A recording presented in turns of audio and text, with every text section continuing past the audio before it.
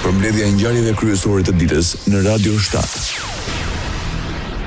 Shumica e qeverisë në Maqedoninë e Veriut tenton bashkëpunim me një pjesë të opozitës. Kryetari i komunës së Çajirit dhe një nga udhëheqësit e koalicionit Blen, Izzet Mexhiti, deklaroi se ekziston mundësia që udhëheqësi i Aleancës për Shqiptarët Ziad Sela të bashkohet me qeverinë. Ai shtoi se komunikimi për këtë çështje po zhvillohet në nivele të shumëfishta. Mexhiti tha se dera për Selën është e hapur dhe po shqyrtohet mundësia e përfshirjes së tij të mundshme në shumicën qeveritare. Ai njoftoi se në kuadër të rindërtimit të ardhshëm të qeverisë priten ndryshime në departamente si dhe rotacione të personelit. Kryeministri i Maqedonisë së Veriut refuzoi të bashkohet nismës së Frontit Evropian respektivisht BDI-s për mbledhje të nënshkrimeve për nisjen e procesit për ndryshimet kushtetuese. Histra Mickoski tha se kërkoi nga BDI të punojë për problemet që ka me kuadrin dhe programin parti, ndërsa shton se çështjet qeveritare i zgjidh qeveria. Pa ne imаше možnost to da go napravi koga беше vlada 20 godina. BDI kishte mundësi ta bënte atë kur ishte në qeveri, 20 vjet ishte në qeveri. Kështu që mendoj që BDI ka probleme drejtuesit e programin. Unë do të sugjeroja ta zgjidhni problemin me drejtuesit e programin, ndërsa problemet shtetërore do të zgjidhë qeveria që ka legitimitet nga qytetarët. A državните problemi ki ги решава владата која што има легитимитет од граѓаните. Tha Histra Mickoski. Zëvendës kryeministri dhe ministri për reintegrimi i Maqedonisë së Veriut i komenton paralajmërimet e Bashkimit Evropian për bllokim të fondeve si apel për zbatimin e reformave. Bekim Sali deklaroi se 6 nga 10 kërkesat që vijnë nga Brukseli janë drejt përfundimit. Deri më tani nga 10 pikë, 6 pikë kemi veç më të përmbushura dhe në 4 pika funksionojmë dhe jemi duke u koordinuar me institucione për të plotësuar ato obligime që i kemi marrë për sipër dhe natyrisht jashtë këtyre hapave kemi edhe hapa tjera të cilat janë në fazën reale për të plotësuar. Megjithatë, një nga ato që duket se nuk do të miratohet është kodi zgjedhor për të cilin ministri tha se është ligj specifik. Ambasadori i Bashkimit Evropian në Maqedoninë e Veriut, Mihalis Rokas konfirmoi se është e nevojshme që qeveria të përmbush të 10 pikat e parashikuara. Afati i fundit i tyre është muaj qershor. This is the system how it works, the reform agenda, and if they expire and not fulfilled, the money is lost. So there is hard work ongoing. I cannot predict. We have to wait until end of June to see. Kështu funksionon sistemi i agjendës reformuese dhe nëse afati skadon dhe ato nuk përmbushen, parat humbasin. Po punohet shumë, nuk mund ta parashikoj, do të duhet të presim deri në fund të qershorit për të parë, deklaroi ambasadori i Bashkimit Evropian Maqedoninë e Veriut, Mihalis Rokas. Maqedonia kishte një afat për përmbushjen e agjendës reformuese deri në qershor 2025, por i është dhënë një periudhë shtyrje me një vit. Ky afat përfundon në qershor të këtij viti. Rajoni. Kosova shkon në zgjedhjet e parakohshme. Deputetët e kuvendit edhe këtë të marrë dështuan ta zgjedhin presidentin. Në seancë morën pjesë vetëm deputetët e mazhorancës duke pamundsuar kështu krijimin e quorumit për votimin e presidentit të ri. Seanca nisi të hënën ku lëvizja vetëvendosje propozoi Feride Rushitin dhe Hatice Hoxhën si kandidate në mungesë të një konsensusi politik. Në raundin e parë, Rushiti siguroi 63 vota, ndërsa një votë shpallë e pavlefshme duke mbetur larg quorumit të nevojshëm prej 80 votash. Bazuar në vendimin e gjykatës kushtetuese brenda 45 ditësh, Kosova shkon në zgjedhje. Pasi përfundoi afati i gjykatës kushtetuese për zgjedhjen e presidentit dhe pas shpërndarjes kuvendit, kryeministri Albin Kurti akuzoi opozitën se me sjellje jo shtetërore dhe anti-institucionale pamundsuan zgjedhjen e presidentit. Tash sa kohë sjelljet e kësaj opozite janë krye këput jo shtetërore dhe anti-institucionaliste. Ajo është interesuar vetëm një gjë, bllokimin e qeverisë sonë, e cila në këtë mandat ka rezultat historik.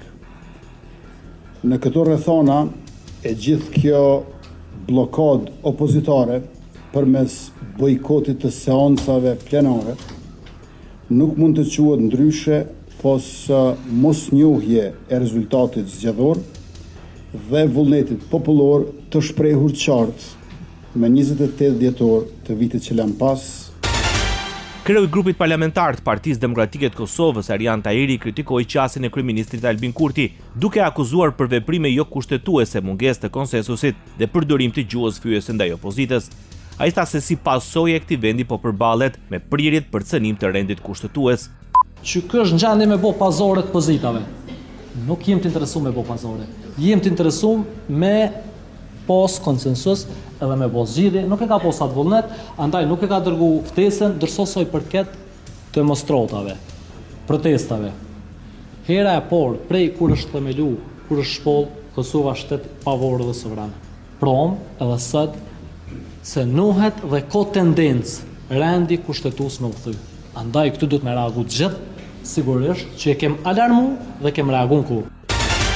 Shpëtim për demokracinë e ka komentuar kryetari i grupit parlamentar të Aleancës për Ardhmërinë e Kosovës Besnik Tahiri dështimin e kuvendit për zgjedhjen e presidentit.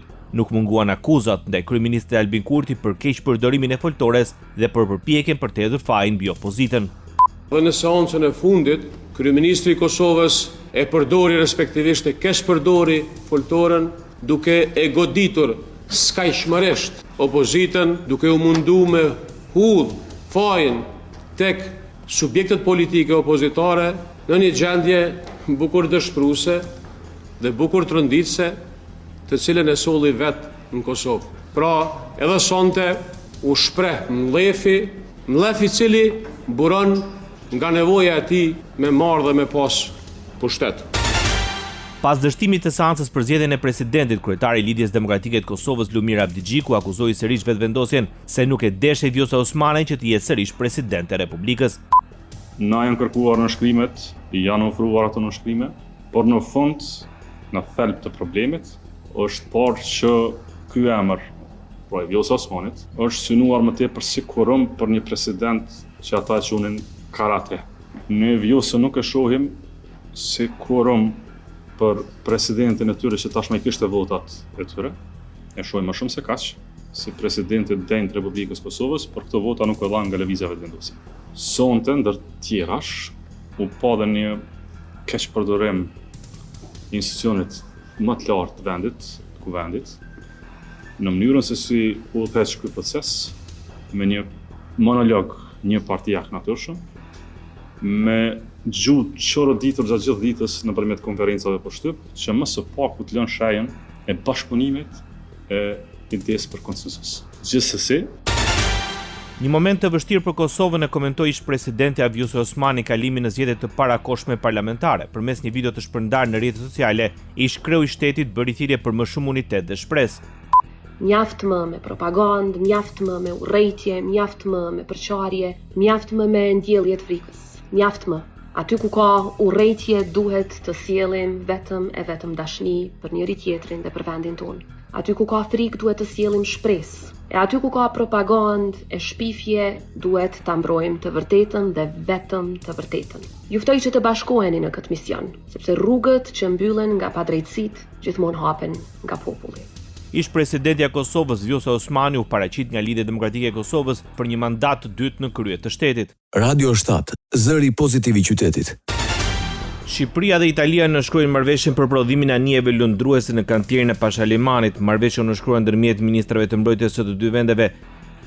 Un accordo është një marrëveshje con Fincantieri me Fincantierin për të krijuar një shoqëri të re. Fincantieri Albania.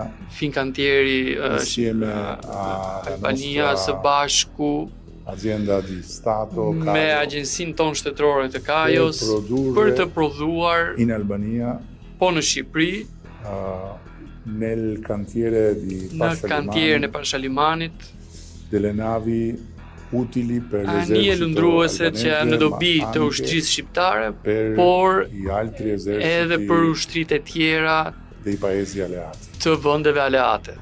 Sipas tij, Shqipëria nuk vendos fatin e botës për mund të rrisë nivelin e mbrojtjes. Të paktën 400 persona mund të përfitojnë nga zbatimi i marrëveshjes ndërmjet Shqipërisë dhe Italisë për prodhimin e anijeve. Ministri i Mbrojtjes së Shqipërisë, Ermal Nufi, vlerëson se Shqipëria bëhet një bazë europiane e Fincantierit për anijet e vogla dhe të mesme. Ndërtuesi më i madh i anijeve në Europë, pas blerjes së kompanisë Vard në vitin 2013, u dyfishua nëpër masa për të bërë i katërti më i madh në botë në vitin 2014. Kompania ndërton anije tregtare dhe ushtarake. Shqipëria vijon bisedimet me Greqinë për çështjen e sigurimeve shoqërore. Ministri i Financave Petrit Male është shprehur besim plot në arritjen e një marrëveshje.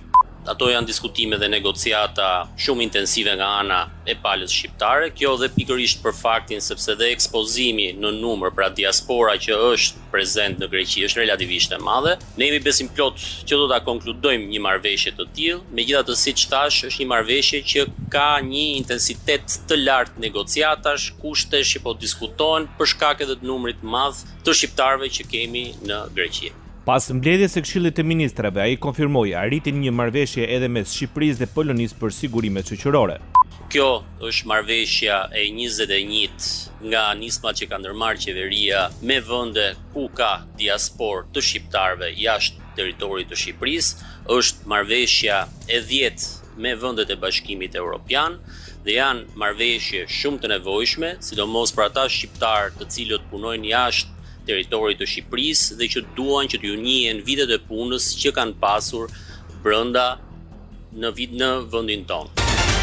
Ministri i Arsimit në Shqipëri garanton prindrit për siguri në shkolla. Pas mbledhjes së Këshillit të Ministrave, Mirela Kumbaro vlerëson se nuk ka nevojë për panik dhe se ministria është në komunikim të vazhdueshëm me policinë. Reagimi erdhi pasi pranë ambienteve të shkollave janë identifikuar gra që kanë tentuar të komunikojnë me fëmijë të ndryshëm. Masat e sigurisë në të gjitha shkollat tona janë në garantim 100% të sigurisë të fëmijëve dhe të institucioneve arsimore.